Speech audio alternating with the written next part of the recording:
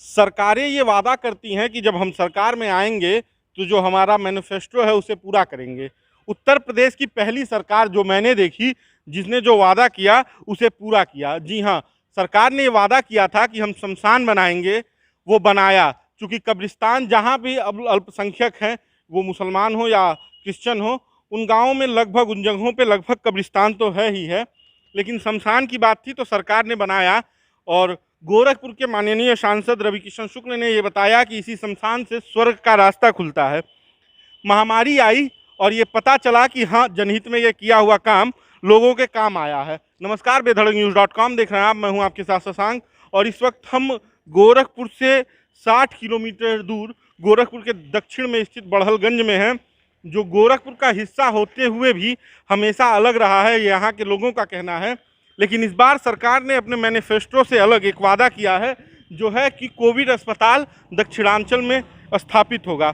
और इसके लिए एक बड़ी मुहिम चलाई गई और फेसबुक पर लिखा गया कि दक्षिणांचल मांगे कोविड अस्पताल। और इस मुहिम को शुरू करने वाले टीम मदद के एक सदस्य और हमारे पुराने परिचित और समाजसेवी प्रणव द्विवेदी जी हैं, एडवोकेट प्रणव द्विवेदी जी। इनसे हम जानेंगे कि ये मुहिम कैसे शुरू हुई और इस अस्पताल का भी सर्वे करेंगे कि जिसका वादा किया गया कि हम बनाएंगे इसे कोविड अस्पताल, ये अपने कार्य में कितना आगे है, कब तक ये शुरू होगा, इस पर भी चर्चा करेंगे। यहाँ के अधिकारियों से भी बात करने का प्रयास करेंगे। तो पहले शुरुआत करते हैं प्रणव जी से।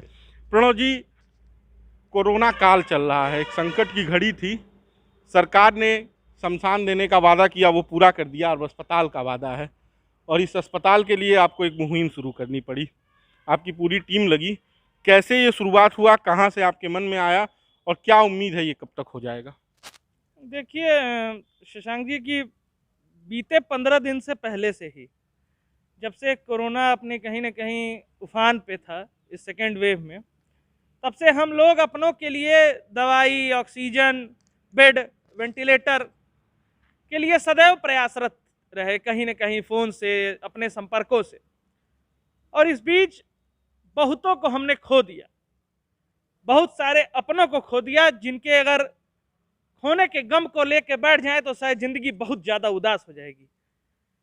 तब यह लगा कि हम गोरखपुर के हिस्सा होते हुए भी आज गोरखपुर का हिस्सा नहीं है। वो इसलिए लगा क्योंकि सिर्फ हमारे पास एकमात्र कोविड अस्पताल था इलाज के लिए। 40 बेड का अस्पताल, कम से कम 1.5 लाख की जनसंख्या के ऊपर, 1.5 लाख की जनसंख्या की निर्भरता एक अस्पताल पर। तब यह लगा कि कुछ अस्पताल बढ़ने चाहिए।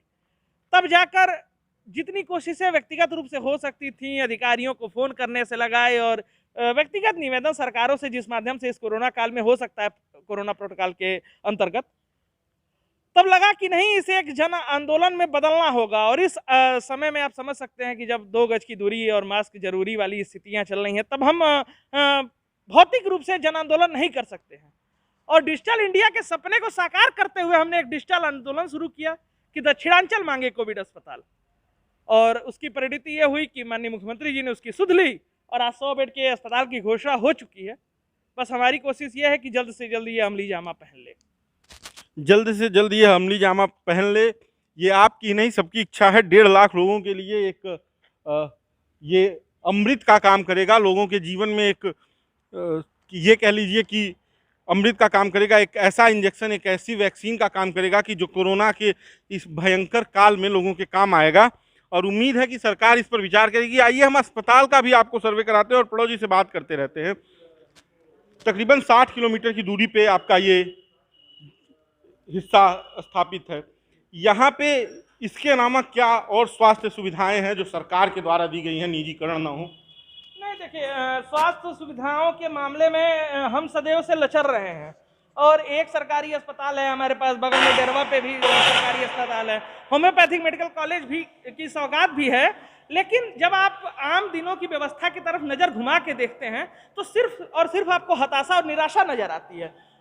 तभी उसी हताशा और निराशा का ही ये परिणाम है कि इस वैश्विक महामारी के युग में हमारी टकटकी सरकारों की ओर बनती है कि सरकारें हमें अस्पताल दें, हमें ये मांग करनी पड़ती है कि हमें और अस्पताल चाहिए, हमें मांग करनी पड़ती है कि हमारे लिए और आईसीयू बेड्स की व्यवस्था की जाए।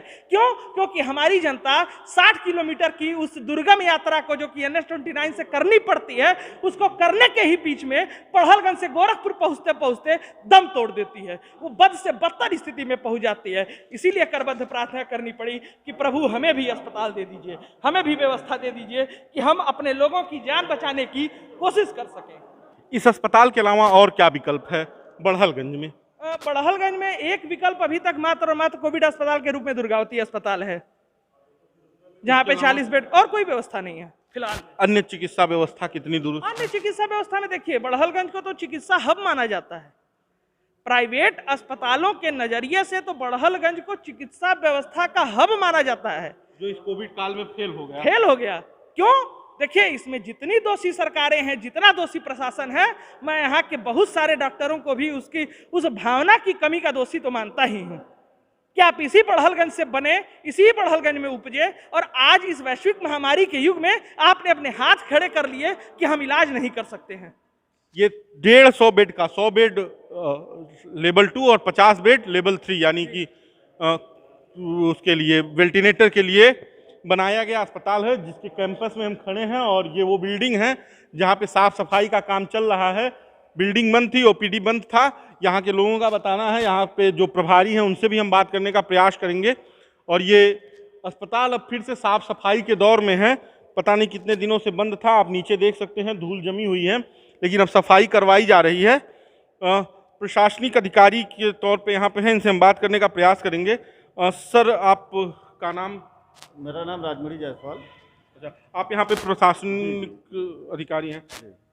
क्या आपके पास ऐसा आदेश आ चुका है अभी से कोविड अस्पताल बनाया जाएगा कि अखबारी खाना पूर्ति ही है ये? नहीं, लिखित आदेश मेरे पास अभी नहीं है, लेकिन यह है कि अभी एसडीएम साहब और अन्य लोग, सीएमओ से लोग शनिवार को आए थे, दौरा किए हैं, और 100 बेड आईसीयू का निर्धारित है यहाँ पे, लेवल 2, और ऑक्सीजन का भी चिन्हित कर लिया गया कि ऑक्सीजन प्लांट वगैरह कैसे और कहाँ लगना है। अच्छा, मुझे उम्मीद है कि 10 से 15 दिन में ये कार्य चालू हो जाएगा। कार्य चालू हो जाएगा? चालू हो जाएगा। यहाँ पे जो कोविड अस्पताल खुलेगा, इसके लिए स्टाफ जो आएंगे, ये सीएमओ गोरखपुर द्वारा वहाँ से नियुक्त किए जाएंगे और आएंगे। पे जो हमारा स्टाफ जो है लेक्चरर वगैरह, उनकी ड्यूटी उनके द्वारा फिर निर्धारित की जाएगी, उनके द्वारा। यहाँ पे ये मेडिकल कॉलेज है होम्योपैथिक का, और यहाँ पे ये 150 बेड का, एक कह लीजिए 100 बेड आईसीयू और 50 बेड वेंटिलेटर के साथ लेवल 3 का हॉस्पिटल चिन्हित किया गया है। जिसकी सर, ये कब से बंद थी ओपीडी? ये ओपीडी 15 मई से ओपीडी बंद करने का निदेशक महोदय का आदेश आ गया था, और तब से ओपीडी बंद थी। उसी के बीच ये थोड़ी सी गंदगी हुई है बंद के दौरान ही। अब इसकी सफाई चालू है इस समय वर्तमान में सफाई चालू है। कि ये आप कब तक हैंड ओवर कर देंगे सीएमओ गोरखपुर को कि आप इसे अब अपने लग रहा है 2 से 3 दिन में हो जाएगा पूरा ओपीडी सफाई।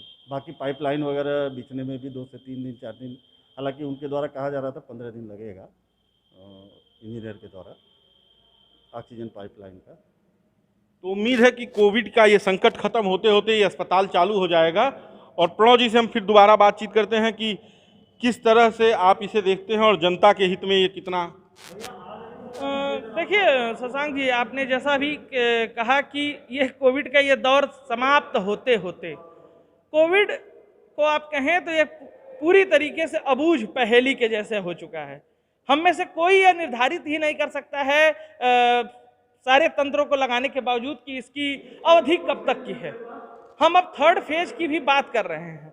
तो यह जो 100 बेड का अस्पताल है, आईसीयू, वेंटिलेटर, सारी चीजें, ये हमारे लिए वर्तमान से ज्यादा तो भविष्य के लिए कारगर साबित होगा यदि इसे हम सर्वदा सदैव रूप से, समुचित रूप से इसको चला ले जाएं।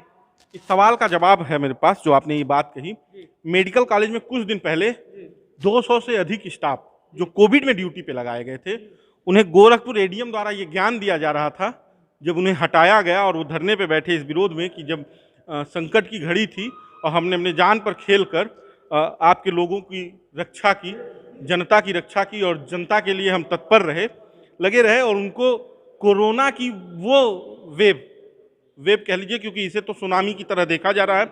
पिछली सुनामी जाने के बाद उन्हें हटा दिया गया, उनकी नियुक्ति निरस्त कर दी गई। तो ये संकट की घड़ी हम कैसे माने जब सरकारें इतनी गैर जिम्मेदार हो गई हैं। खैर ये सवाल हमें आपसे नहीं करना चाहिए, सरकार से ही हमारा ये सवाल कि कितनी जिम्मेदार है सरकार, जिसे आप इसी तरह से सोच सकते हैं। और जनता को भी ये सोचना चाहिए कि जो सरकारें किसी चीज़ को लेकर व्यवस्थाएं नहीं कर पाई, 1 साल पहले कोरोना आया था और साल भर में एक निर्धारित व्यवस्था नहीं हो पाई कि कोरोना अगर दोबारा आता है, दोबारा इस तरह के कोई संकट आता है तो उससे कैसे लड़ा जाए, उससे कैसे जीता जाए। तो आप सोचिए कि कितनी जिम्मेदारी है सरकारों के ऊपर और कैसे तय किया जिम्मेदारों की हालत बस ये देखिए कि किसी भी जिम्मेदार ने अधिकृत रूप से, देखिए हमारे समाज ने हमेशा हमें शिक्षा दी है कि कमियों को स्वीकारना कभी गलत नहीं होता है। हम कमी स्वीकारते, उस पर काम करते, लेकिन जिम्मेदारों ने कभी अपनी कमी स्वीकारा ही नहीं है, अपितु कि उसको भोजपुरी में कहा जाता है गलदोदना। तो उस कमी को गलदोते हैं कि नहीं, ऑल इज वेल, सब चंगा सी, कुछ दिक्कत नहीं है। लोग गलत बोल रहे हैं, लोग अफवाहें उड़ा रहे हैं, और वस्तु स्थिति हमारे आपके सामने है। तो ये वस्तु स्थिति है और ये सही बात है। सोचने का विषय ये है कि कोरोना की ये वेव तो चली जाएगी, फिर नई वेव आएगी, नए म्यूटेंट की बात चल रही है, ये चर्चा हो रही है कि कोरोना का तीसरा संक्रमण फैलने वाला है, जिससे डरने की ज़रूरत है और सुरक्षित रहने की ज़रूरत है। देश थम सा जाएगा अगर बंद कर दिया जाए पूरे देश को, और ये स्थिति हम देख चुके हैं। तो इससे ज़्यादा ज़रूरी ये है कि इसका विकल्प तलाशा जाए और इसके लिए सरकारों को विचार करना बहुत ज़रूरी है। वैक्सीनेशन भी कहीं ना कहीं अभी ये अफवाहों में ही रह गया है। वैक्सीनेशन हो रहा है, वैक्सीन भी उपलब्ध नहीं हो पा रही है, और वैक्सीन लगाने से अब तो लोगों में थोड़ी सी जागरूकता आई है, लेकिन लोग कतरा रहे हैं। सरकारों ने लोगों को भरोसा नहीं दिला पाया कि ये वैक्सीन उचित है। बाकी का बेधड़क न्यूज़.com देख रहे थे आप। हम इस समय बड़हलगंज में थे और बड़हलगंज का ये 100 बेड का कोविड अस्पताल, जो होम्योपैथिक अस्पताल को बनाया गया है, यहाँ से हमने आपको दिखाया कि वस्तु स्थिति क्या है, वास्तविक स्थिति क्या है। बाकी का आपको यह वीडियो कैसा लगा आप हमें ज़रूर बताइएगा कमेंट बॉक्स में जाकर। बेधड़क न्यूज़.com देखने के लिए धन्यवाद। अगर आप यह वीडियो फेसबुक पर देख रहे हैं तो हमारे पेज को लाइक करें, और यूट्यूब पर देख रहे हैं तो हमारे चैनल को सब्सक्राइब करना ना भूलें। धन्यवाद।